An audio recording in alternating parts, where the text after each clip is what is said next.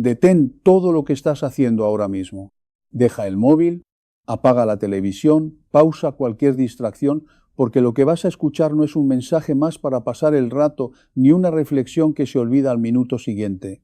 Esto es una advertencia, una llamada directa que, según quien la transmite, podría marcar un antes y un después en la forma en la que entiendes tu vida. Y la pregunta no es si esto suena intenso o no. La pregunta es si realmente estás dispuesto a escuchar o si vas a seguir igual que siempre, como si nada de lo que ocurre tuviera un significado más profundo. Hoy se pone sobre la mesa una idea que incomoda a muchos, que la historia no avanza por casualidad, que los días no son simples números en un calendario y que detrás de cada momento hay una lectura espiritual que no todos están dispuestos a ver. Se menciona una fecha concreta, el 17 de abril, no como un dato cualquiera, sino como un punto de reflexión. ¿Es solo un día más o podría tener un peso simbólico mayor dentro de una visión religiosa de la historia? Esa es la pregunta que se plantea desde el inicio. La idea central que se presenta es que desde esta perspectiva de fe nada ocurre por azar. Se afirma que Dios no improvisa, que no actúa de forma caótica, sino que todo estaría dentro de un plan que se desarrolla a lo largo del tiempo. Bajo esa visión, cada instante tendría un propósito y cada evento podría ser interpretado como parte de un mensaje más amplio. No se trata solo de religión como costumbre, sino de una lectura de la historia como algo guiado y estructurado. A partir de ahí se hace un llamado a mirar hacia la Biblia para entender cómo, según esta interpretación, Dios ha intervenido en distintos momentos clave. Se recuerda la historia de Noé, un relato donde, según el texto bíblico, Dios advierte sobre un diluvio antes de que ocurra.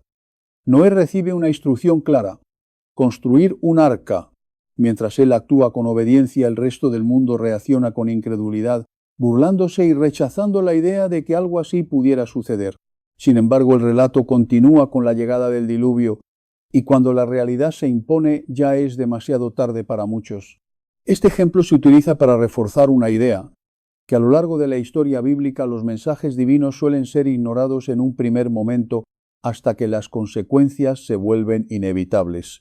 Noé representa en este relato la obediencia frente a la duda generalizada. Luego se introduce otra figura central, Moisés. Se recuerda el contexto del pueblo de Israel en Egipto, viviendo en esclavitud durante siglos. Durante ese tiempo, desde esta perspectiva narrativa, parece como si no hubiera respuesta, como si el silencio fuera absoluto. Sin embargo, el relato bíblico sostiene que ese silencio no significa ausencia sino preparación. En el momento señalado, Moisés es llamado para liberar al pueblo.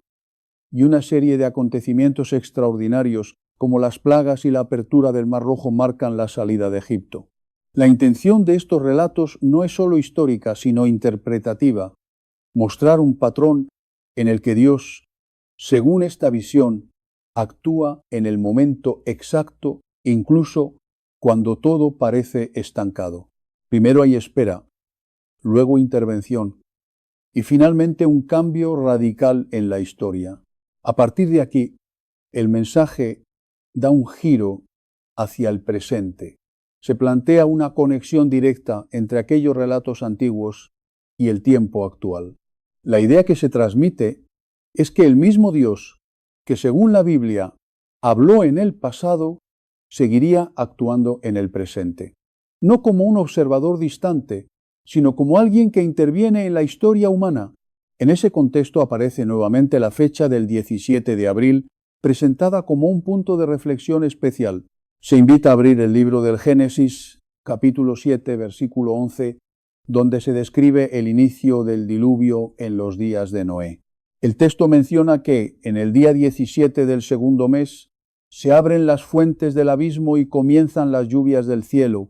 Este detalle numérico se presenta como algo significativo dentro de esta interpretación, no como un dato aislado. Desde esta lectura simbólica, se sugiere que los números en la Biblia no son casuales. Se plantea que pueden contener patrones, mensajes o señales que conectan distintos momentos de la historia sagrada. En ese sentido, el número 17 aparece como un elemento recurrente en ciertos relatos importantes. La reflexión continúa conectando este simbolismo con el calendario hebreo, donde el 17 del mes de Nisán estaría asociado a eventos clave de la tradición cristiana. Se menciona la resurrección de Cristo como uno de esos acontecimientos centrales, junto con otros momentos considerados decisivos dentro de la narrativa bíblica, como el reposo del arca o el cruce del Mar Rojo. En esta interpretación, el número 17 se presenta como un símbolo de transición, el paso del juicio a la salvación, del caos al orden, de la crisis a la restauración, no solo como una fecha histórica, sino como una idea espiritual que marca cambios decisivos en la relación entre Dios y la humanidad. Y con esta base se deja planteada una tensión importante. Si estos patrones son reales o no, si son coincidencias o señales, depende de la mirada con la que se observen. Pero la invitación principal no es simplemente creer o no creer, sino prestar atención, observar y preguntarse si hay algo más profundo detrás de los acontecimientos que normalmente se consideran ordinarios. En el siguiente tramo del mensaje, esta idea se expandirá hacia el presente, conectando estos símbolos antiguos con lo que, según esta visión, estaría ocurriendo hoy en el mundo. La reflexión no se queda en los relatos antiguos ni en los símbolos del calendario bíblico, sino que da un paso más y conecta directamente esas interpretaciones con el mundo actual. La idea que se plantea es clara. Si en el pasado, según la fe bíblica, Dios actuó en momentos específicos de la historia, entonces también podría estar actuando hoy en el presente, en este mismo tiempo que estamos viviendo. Y bajo esa lógica, la pregunta ya no es si Dios interviene o no, sino si las personas son capaces de reconocer cuándo lo está haciendo. Se vuelve otra vez a la fecha del 17 de abril, no como una simple referencia, sino como un posible punto de atención espiritual. Se sugiere que así como el 17 del segundo mes aparece en el relato del diluvio en el Génesis, también hay quienes ven conexiones simbólicas entre ese día y otros eventos significativos dentro de la tradición bíblica. No se presenta como una fórmula matemática, sino como una forma de lectura espiritual de la historia.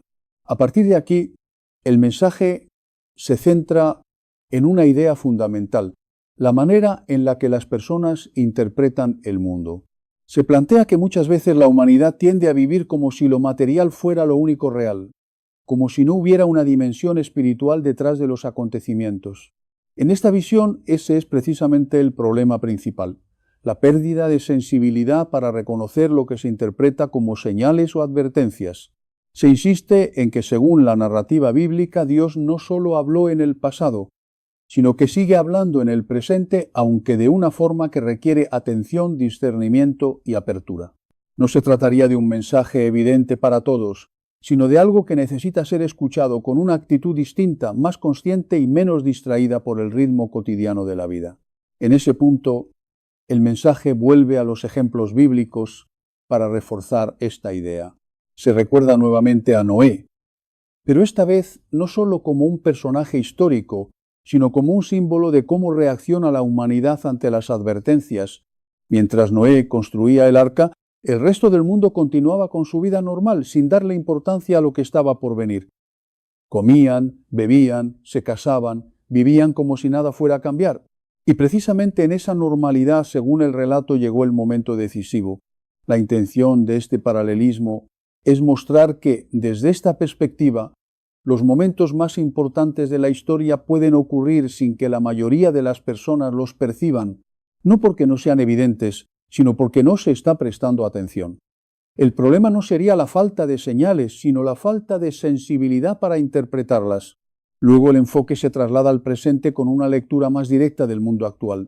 Se plantea que la sociedad moderna vive rodeada de avances tecnológicos, información constante y capacidad de predicción en muchos ámbitos, pero al mismo tiempo, según esta visión, estaría perdiendo la capacidad de interpretar lo espiritual o lo trascendente. Es decir, se sabe mucho sobre lo externo, pero poco sobre lo profundo. A partir de ahí, el mensaje introduce lo que considera señales del tiempo presente, no como hechos aislados, sino como patrones que desde esta perspectiva encajan con lo que la Biblia habría anticipado.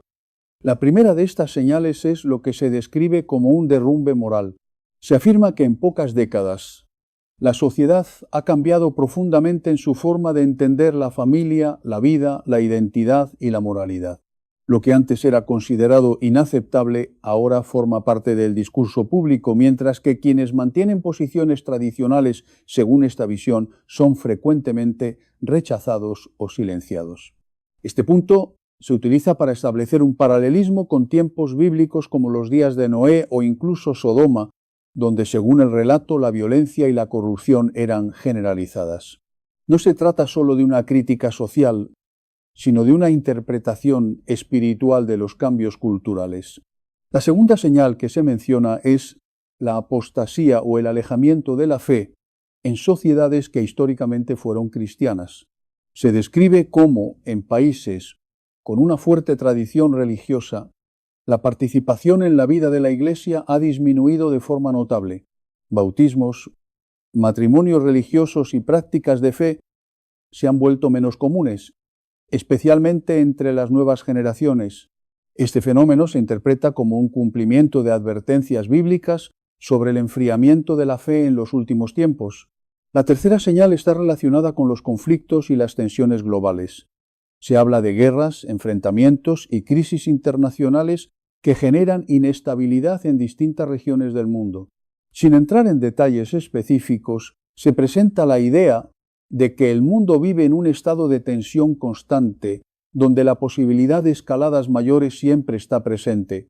Esto se conecta con las palabras atribuidas a Jesús en los Evangelios, donde se mencionan guerras y rumores de guerras como parte de las señales del fin de los tiempos. La cuarta señal introduce una dimensión distinta: las apariciones y mensajes atribuidos a figuras religiosas, especialmente la Virgen María, en distintas partes del mundo. Se mencionan eventos como Fátima en 1917, donde, según la tradición católica, se habrían dado advertencias sobre el futuro de la humanidad si no había conversión.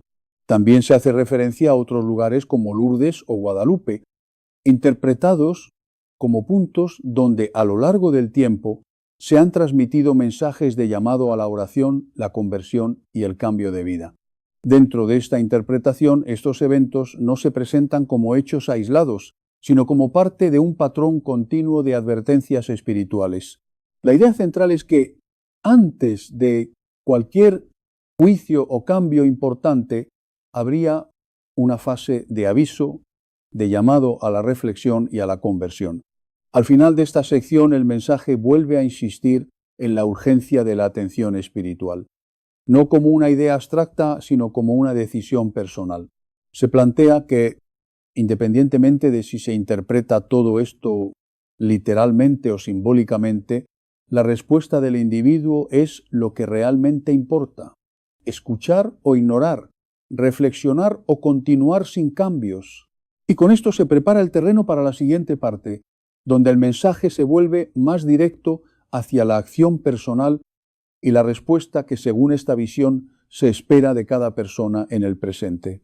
Después de repasar todas estas señales y conexiones entre el pasado y el presente, el mensaje deja de centrarse únicamente en la interpretación de los acontecimientos y empieza a dirigirse directamente a la persona que escucha.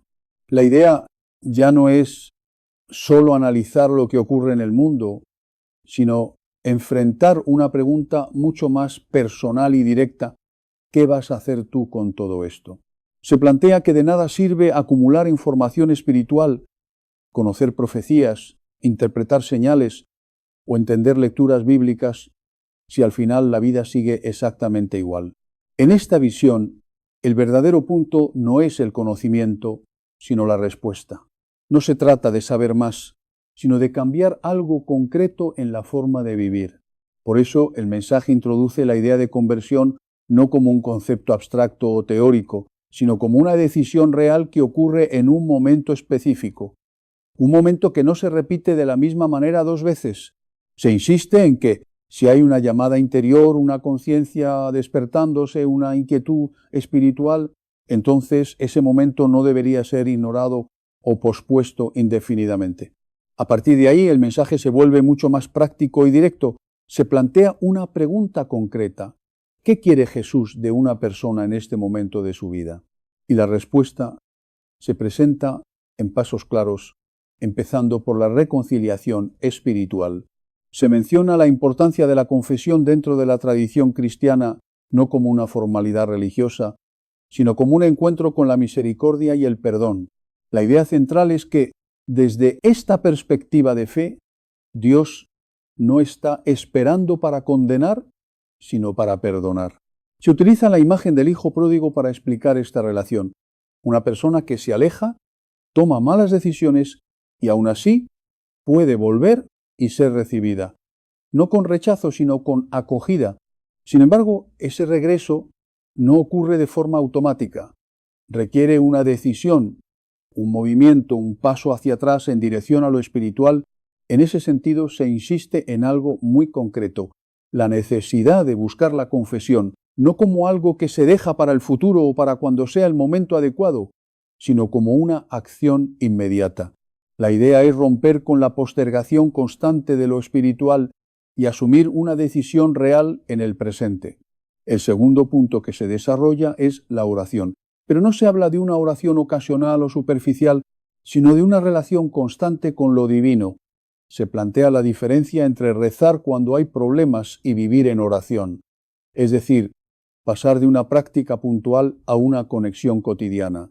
Dentro de este punto se menciona específicamente el rezo del rosario, presentado como una práctica tradicional dentro del catolicismo.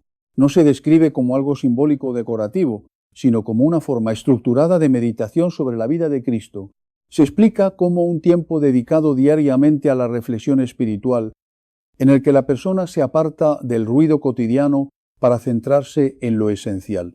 El mensaje también contrasta este tiempo de oración con el uso habitual del tiempo en la vida moderna. Se plantea una comparación directa entre los minutos dedicados a redes sociales, entretenimiento o distracciones y el tiempo que se dedica a la vida espiritual. La intención no es solo señalar una diferencia, sino cuestionar prioridades. ¿Qué ocupa realmente el centro de la vida de una persona? El tercer punto introduce un cambio de tono importante: el miedo. Se reconoce que muchas personas pueden sentir inquietud o incluso temor al escuchar este tipo de mensajes sobre señales, fin de los tiempos o advertencias espirituales. Sin embargo, se insiste en que el mensaje central de la fe cristiana no es el miedo, sino la esperanza. Se afirma que, desde esta perspectiva, Jesús no transmite un mensaje de terror, sino de victoria.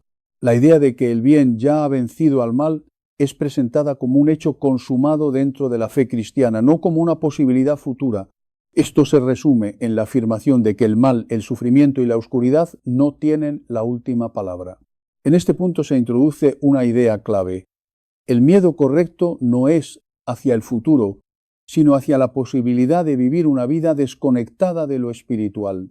Es decir, el verdadero peligro no sería lo que ocurre en el mundo exterior, sino llegar al final de la vida sin haber construido una relación real con lo divino. Se utiliza la figura de líderes espirituales como Juan Pablo II para reforzar esta idea, recordando su constante mensaje de no tengáis miedo. La intención es transmitir que la fe, desde esta perspectiva, no elimina los problemas, pero sí cambia la forma en la que se enfrentan. Finalmente, se plantea una imagen más directa y personal, la de una llamada espiritual que invita a salir de ciertos estados interiores como el miedo, la indiferencia o la mediocridad. Se presenta como una invitación a salir de una vida espiritual superficial y entrar en una vida más consciente y comprometida. Y con esta idea de decisión personal y respuesta inmediata, el mensaje se prepara para su última parte, donde todo se resume en una invitación final a actuar y responder a esa llamada espiritual. El mensaje llega ahora a su punto más directo, donde ya no se trata de interpretar símbolos, ni de analizar señales, ni siquiera de debatir sobre el sentido de los tiempos. Todo eso queda atrás, porque la atención se coloca completamente en la decisión personal. La idea central es simple pero contundente. Después de haber escuchado todo esto, no es posible permanecer exactamente igual.